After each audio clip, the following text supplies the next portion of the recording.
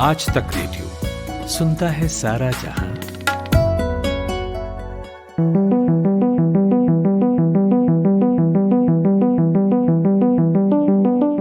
Corona ने देश की इकोनॉमी को किस हद तक प्रभावित किया है, अब यह हम सबके सामने है। जीडीपी के आंकड़े, टैक्स कलेक्शन में कमी, नौकरियों का लगातार कम होना और जमीन पर छलांग मारती महंगाई को हम देख रहे हैं और उसे करीब से महसूस भी कर रहे हैं। तो अब उपाय क्या है? जो लोग अर्थव्यवस्था को समझते हैं, इनकी बारीकियों को बारीकी से बूझते हैं, उनका कहना है कि ऐसे वक्त में सरकार को अपना बटुआ खाली करने में कंजूसी नहीं करनी चाहिए।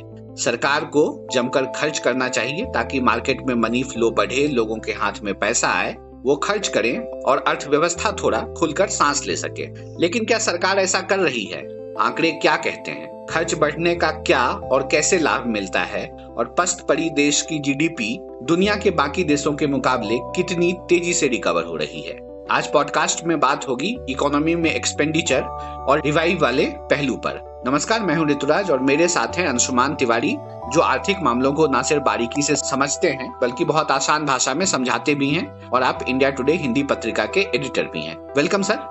धन्यवाद ऋतुराज। सर, अभी हाल ही में CMI का जो आंकड़ा आया है वो कहता है कि करंट फाइनेंशियल ईयर के अगर शुरुआती 4 महीनों को ही हम देख लें तो सरकार के खर्चे में कमी है और वो बहुत अनइवन भी है। तो ऐसे इकोनॉमिक हालात में, ऐसी क्राइसिस के समय में सरकार का खर्चा कितना मायने रखता है और इसका क्या इम्पैक्ट होता है? देखिए ऋतुराज, जब कोई खर्च ना कर रहा हो तो थोड़ा सा भी खर्च अगर अर्थव्यवस्था में आता है तो उसका अपना मूल्य होता है। वैसे भारतीय अर्थव्यवस्था सरकार के खर्च पर चलने वाली अर्थव्यवस्था है नहीं अंतर्राष्ट्रीय अर्थव्यवस्थाओं की तुलना में। भारत के जीडीपी में केंद्रीय बजट का हिस्सा केवल 13-14% होता है, और अगर आप राज्य सरकारों के सारे बजट मिला लीजिए, केंद्र और राज्य के, तो जीडीपी में केवल 27%, 25 से 27% का हिस्सा होता है। यानी अगर आपका जीडीपी 100 रुपए है या 200 लाख करोड़ रुपए एग्जैक्ट नंबर में ले लें या 100 रुपए मान लें, तो उसमें 27 रुपए, 25, 26, 27 रुपए सरकार डालती है। बाकी बचा हुआ पैसा हमारे आपके खर्च से आता है या कंपनियों के निवेश से आता है। तो सरकार इकोनॉमिक ग्रोथ में बहुत बड़ी प्लेयर नहीं है, जितना बड़ा हम उसे समझते हैं या हमारे दिमाग में उसकी भूमिका रहती है। तो इसलिए सरकारों से बहुत ज्यादा उम्मीद नहीं की जाती कि वो सीधे, भारत में सरकार से बहुत ज्यादा उम्मीद नहीं की जाती कि वो अर्थव्यवस्था में सीधे पैसा डालकर उसे रिवाइव कर सकती है। लेकिन फिर भी सरकार का चूंकि 27% एक ठीक ठाक हिस्सा है, तो कई सारे ऐसे क्षेत्र, ऐसे सेक्टर जहां निजी क्षेत्र का निवेश नहीं आता, जहां पर हमें काफी सारी क्षमताएं तैयार करने की कोशिश करनी पड़ती है, जहां पर सरकार अपनी सामाजिक जिम्मेदारी के तौर पर निवेश करती है, वहां आने वाला निवेश अर्थव्यवस्था में सामने आता है और वो मांग बढ़ाता है। पिछले 3 महीनों के आंकड़े चिंताजनक हैं।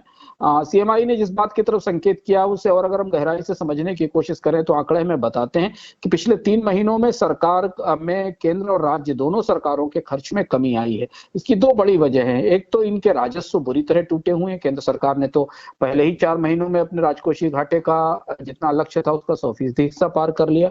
लॉकडाउन के कारण GST के आंकड़े ही 2 महीने जारी नहीं हुए, तो GST में बुरी तरह गिरावट है। राज्यों के रेवेन्यूज में बुरी तरह गिरावट है क्योंकि कोई कारोबार ही नहीं हुआ था।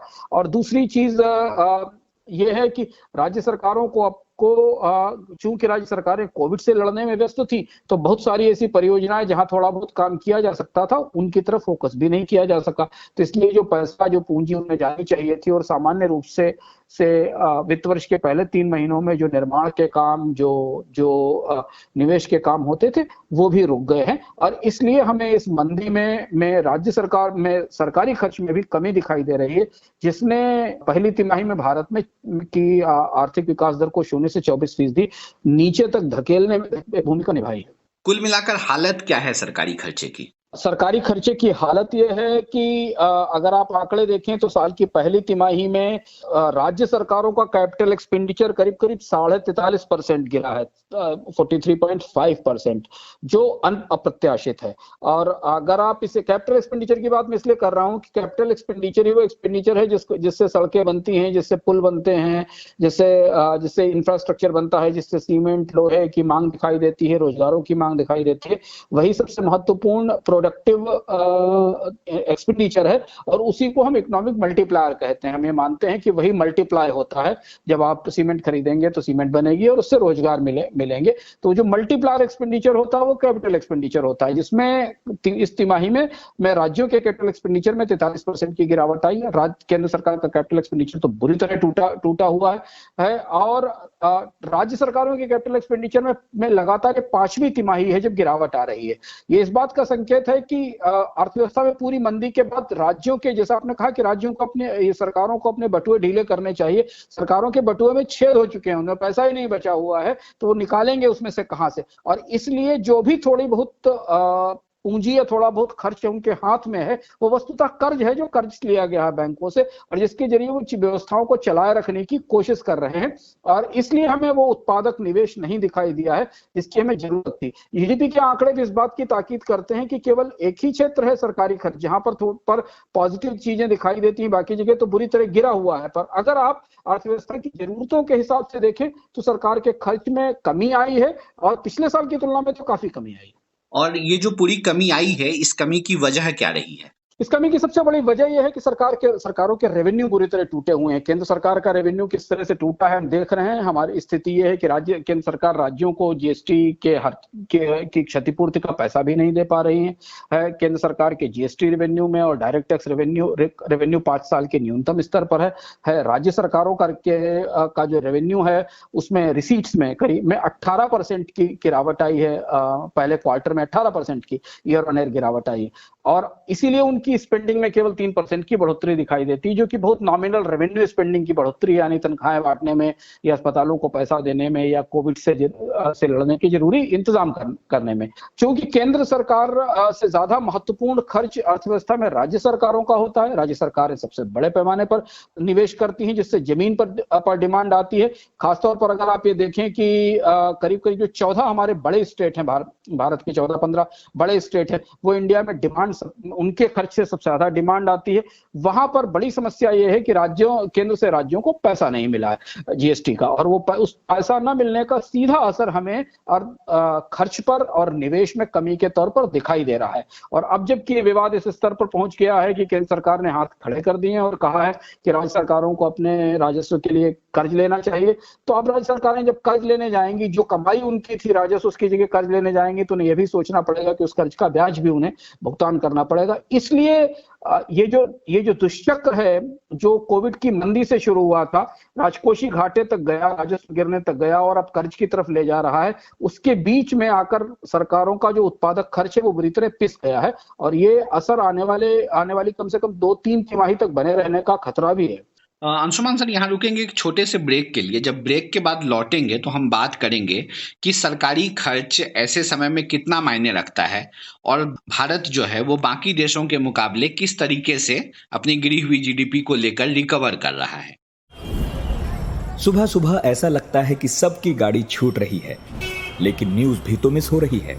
स्कूल, कॉलेज या ऑफिस की पूरी तैयारी तो हो जाती है, मगर देश दुनिया की अपडेट्स ले पाते हैं क्या? तो आपकी प्रॉब्लम का स्मार्ट सॉल्यूशन ये है कि अपनी सुबह की शुरुआत आप आज तक रेडियो के साथ कीजिए। कल क्या हुआ और आज क्या हो सकता है, सटीक एनालिसिस, पहले बड़ी खबरें और फिर अखबारों के चुनिंदा मोती।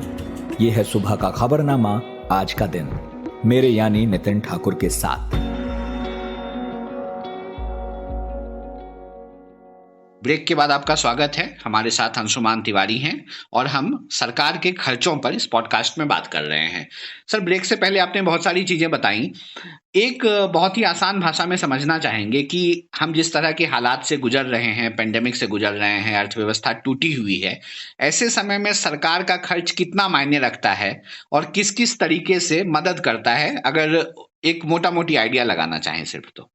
नहीं, जैसे मैंने पहले भी कहा कि सरकार का खर्च पूरी अर्थव्यवस्था का केवल 1/3 है, 26 से 27% है, और आमतौर पर ये उन क्षेत्रों में डिमांड पैदा करने की कोशिश करता है जिन क्षेत्रों में निजी क्षेत्र निवेश करने के लिए नहीं आता, क्योंकि वहां बिजनेस कारोबार की संभावना नहीं होती। जैसे कि इंफ्रास्ट्रक्चर बड़े पैमाने पर है, या शिक्षा या स्वास्थ्य जैसी सुविधाएं हैं, या कुछ और ऐसी सेवाएं हैं, महत्वपूर्ण सेवाएं, जिनमें निजी क्षेत्र का निवेश नहीं होता। इसके अलावा सरकार का अधिकांश खर्च तो पुराने कर्ज को को चुकाने में जाता है, सब्सिडी देने में जाता है और रक्षा जैसे अन्य मदों में जाता है, जिनका सीधे कोई उत्पादक निवेश से कोई लाभ नहीं मिलता।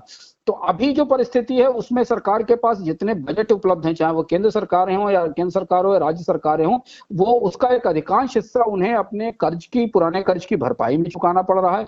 बाकी चूंकि राजस्व घिरा हुआ है, रेवेन्यूज नहीं है, तो उन्हें खर्च करने के लिए नए सिरे से कर्ज लेना पड़ रहा है। तो कर्ज लेकर जब सरकारें खर्च करती हैं तो वो आमतौर पर सबसे पहले वहां खर्च करती हैं जो अनिवार्य जरूरी खर्च हो, जैसे तनख्वाहें बांटना है, जैसे जरूरी सेवाओं पर खर्च करना है, जो निर्माण के खर्च हैं, जो इंफ्रास्ट्रक्चर के खर्च हैं, जो कंस्ट्रक्शन के खर्च हैं, उनसे समझौता करना पड़ता है। और वही चीज हमें खर्च के आंकड़ों में लगातार स्पष्ट होती दिखाई दे रही है, चाहे आप मासिक आधार पर देखें या तिमाही आधार पर देखें। और अब आने वाले 2-3 महीनों में, 4 महीनों में रेवेन्यूज में और कमी आनी है, इकोनॉमी में गिरावट के आकलन आ चुके हैं। इस साल भारत की अर्थव्यवस्था 0 से 9-10%, 11% नीचे रह सकती है। इतना इस नुकसान के बाद केंद्र और राज्य सरकारों को स्पष्ट रूप से मालूम है कि यह साल उनके लिए बहुत बुरा जाने वाला है। उनके खजाने में जो राजस्व आता था वो पिछले साल से काफी कम रहेगा।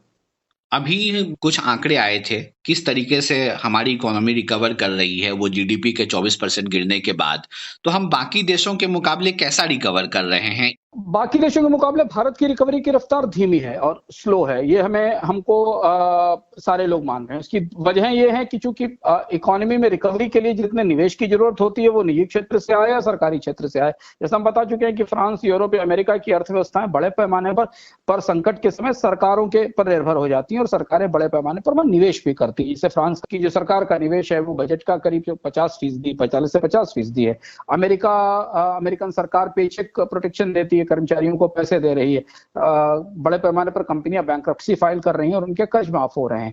तो हर अर्थव्यवस्था का मंदी और समस्याओं से उबरने का अपना तरीका होता है। भारत की रिकवरी इसलिए स्लो है कि भारत की अर्थव्यवस्था पूरी तरह से आम लोगों की खपत और मांग पर निर्भर थी कि लोगों की कमाई बढ़ती थी तो लोग खपत करते थे। सरकारी खर्च कभी भी अर्थव्यवस्था को मंदी से उबार नहीं सकता। तो इसलिए जो बात कही जाती है कि फिस्कल डेफिसिट बढ़ा लिया जाए या ज्यादा खर्च कर लिया जाए, जितना हम फिस्कल डेफिसिट बढ़ाते जाएंगे, जितना खर्च बढ़ाने की कोशिश करेंगे डेफिसिट बढ़ाकर, उतने ही हमें महंगाई की समस्या, उतनी ही हमारी करेंसी पर दबाव बनना शुरू होगा। इसलिए भारत की रिकवरी तो तब आएगी ऋतुराज जब भारत के लोग खर्च करना शुरू करेंगे, और जब भारत के लोग खर्च करना शुरू करेंगे तो कंपनियां उसमें निवेश करेंगी और डिमांड आना शुरू होगी। इंडिया में गवर्नमेंट डिमांड फैसिलिटेटर तो हो सकती है, डिमांड लाने जैसी नीतियां तो बना सकती है, पर गवर्नमेंट के पास इतनी ताकत नहीं है कि वो इस विराट 135 करोड़ लोगों की अर्थव्यवस्था 200 लाख करोड़ के जीडीपी को अपने दम पर खींचकर बाहर ला सके। इसलिए भारत की रिकवरी दुनिया के अन्य देशों की तुलना में धीमी दिखाई दे रही है और यह माना जा रहा है कि भारत को इस मंदी की गहराई से निकलने में कम से कम 8 से 12 तिमाहियां लग सकती हैं। शुक्रिया अंशुमान सर इस जानकारी के लिए। आज हमने पॉडकास्ट में बात की सरकारी खर्चों पर और भारत की इकोनॉमी बाकी देशों के मुकाबले किस रफ्तार से रिकवर कर रही है इस पर। कैसा लगा आपको हमारा यह पॉडकास्ट? कोई सुझाव हो या कोई शिकायत तो लिख भेजिए हमें radio@aajtak.com पर। सुनते रहिए आज तक रेडियो। शुक्रिया।